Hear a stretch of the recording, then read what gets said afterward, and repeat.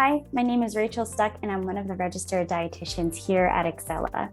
During this video, I'm going to review a story about a client of ours who was impacted by learning their uric acid levels.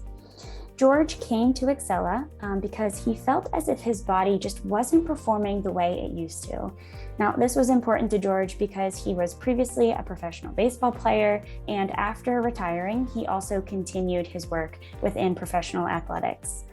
His career within professional athletics and his current lifestyle included late nights, a lot of travel, drinking coffee all throughout the day, and a variety of social outings that often included steak dinners and alcohol.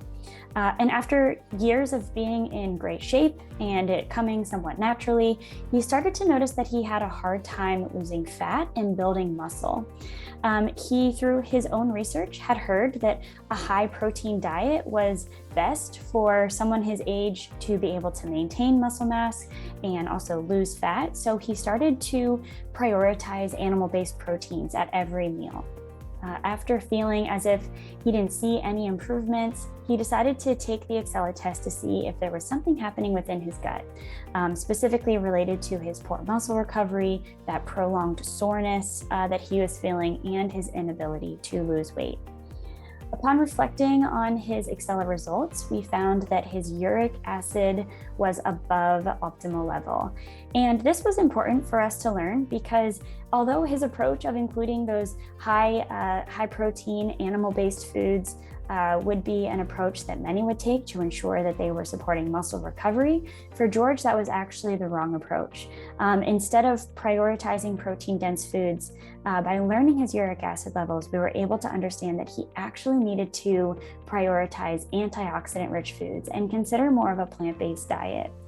The reason we recommended this is because uric acid is greatly supported by vitamin C, and some of those high protein foods that he was including are rich in purines, which can further elevate uric acid.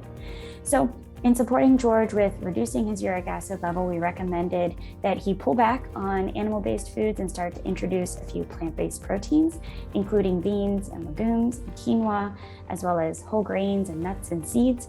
And we also really started to focus on what we could do to add more color to his plate.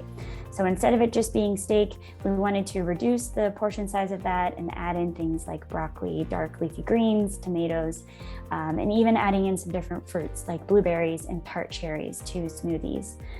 This was so beneficial to him in that he started to notice that his digestion improved, which he never really realized as being something that was inconsistent. And he also explained that his exercise became more efficient, that his body just moved a little bit better than it did previously, and he wasn't feeling quite as inflamed as he was in the past. Overall, he just felt the benefit of things that he didn't realize needed improved, like his digestion, and also the things that he was really looking to improve, of reducing that muscle recovery time and reducing some of the stiffness and joint pain that he was feeling.